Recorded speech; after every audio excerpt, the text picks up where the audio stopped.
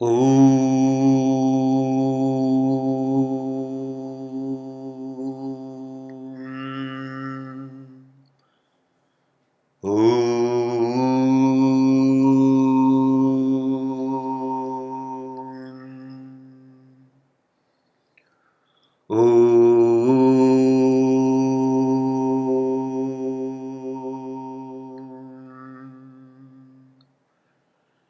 वसुदेवसुतं देवं कंसचाणूरमर्दनं देवकी परमानन्दं कृष्णं वन्दे जगद्गुरुम् मूकं करोति वाचालं पङ्गुं लङ्घयते गिरिम् यत्कृपातमहं वन्दे परमानन्दमाधवम्। हरि ओम। सभी का इस easy to understand Bhagavad Gita session में स्वागत है।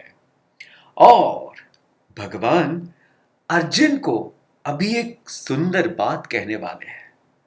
और यह अर्जुन जिसका मन पूरी तरह से कमजोर हुआ है, जिसका मन अभी विचलित हुआ है, उसने अपने आप को भगवान के श्री चरणों में समर्पित किया है।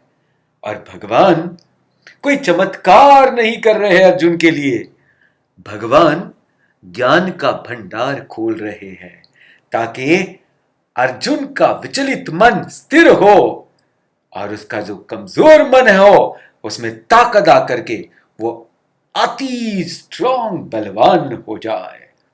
तो आइए हमारा नेक्स्ट श्लोक जो है वह है दूसरा अध्याय का 13वां श्लोक। देहिनोऽस्मिन् यथा देहे कौमारं यौवनं जरा तथा देहान्तरप्राप्तिः धीरस्तत्र न मुह्यते। यथा जैसे देहिनः जीव आत्मा की अस्मिन् देहे इस देह में कौमारम यौवनम जरा यानी 3 स्टेजेस देखी जाती है। कौन सी स्टेजेस? एक है बालपन की, दूसरी है यौवन की और तीसरी है वृद्ध अवस्था की। तथा देहांतर प्राप्ति ही, फिर वृद्ध अवस्था के बाद जब ये शरीर जर्जर होता है तो ये छूट जाता है और फिर ये जीव आत्मा दूसरा शरीर ले लेता है। तत्र ऐसे इस तत्व को जानकर समझ करके तत्र उस विषय में धीर यानी बहुत समझदार व्यक्ति, बहुत मन का बलवान व्यक्ति न मुह्यति कभी भी मोहित नहीं होता है। तो कितनी सुंदर बात भगवान ने कही है। और हमको यह जानना है कि हमारा जो देह है इसकी 3 अवस्था आएगी और जाएगी। अभी देखो ना, हम लोग जो पहले बच्चे थे यानी हमारा बचपन था, तो बचपन से फिर यौवन अवस्था आई और फिर जरा अवस्था भी आएगी।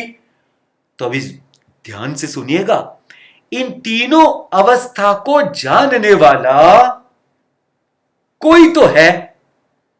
वो कैसे भैया?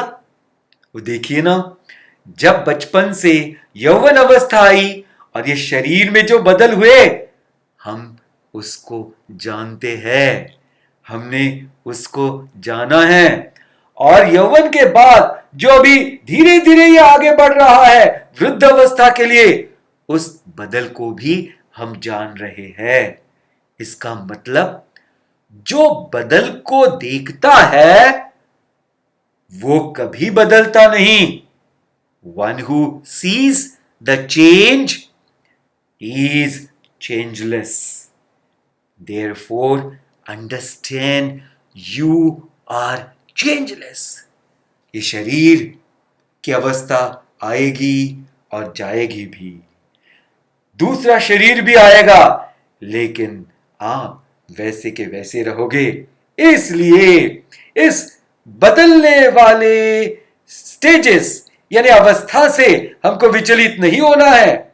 कभी ये शरीर मजबूत रहता है, कभी कमजोर होता है। हमारा प्रयत्न अच्छा होना चाहिए, पर अगर वो कमजोर हो भी गया, उसमें कोई बीमारी आ भी गई, तो बहुत ज्यादा परेशान होने की जरूरी नहीं है। जो करना है समझदारी से करो। इसको बोलते हैं धीर पुरुष। अभी देखो ना, ये जो एक शरीर है वो एक कार के जैसा है। कार किसके लिए होती है? यहां से वहां जाने के लिए। वैसे ही ये शरीर हम सबको मिला है ताकि हम भगवान को जान सके, अपने आप को जान सके। इसलिए अपने आप को सिर्फ शरीर न समझ लेना। आप तो इस शरीर को चलाने वाले वो जीव आत्मा चेंजलेस एंटिटी हो, जिसने इसको जान लिया कि मैं तो चेंजलेस हूं। ये शरीर आएगा और जाएगा, तो इस बदलाव से ये कभी भी मोहित नहीं होता है, कभी भी विचलित नहीं होता है। ऐसा भगवान ने अर्जुन को कहा और हमको भी उससे बहुत सुंदर ज्ञान मिला, ताकि हम भी हमारे जीवन में इस शरीर का उपयोग ठीक से करके, उसे यूज करके, न कि अब्यूज करके अपने जीवन को सफल बनाएं। जय हो।